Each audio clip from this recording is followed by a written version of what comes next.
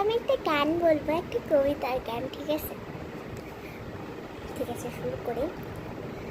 হতে পারে কোনো রাস্তায়, কোনো উত্তলা এক রিকশায় আমি নীল ছাতা নিয়ে দাঁড়িয়ে, তুমি দেখলে না।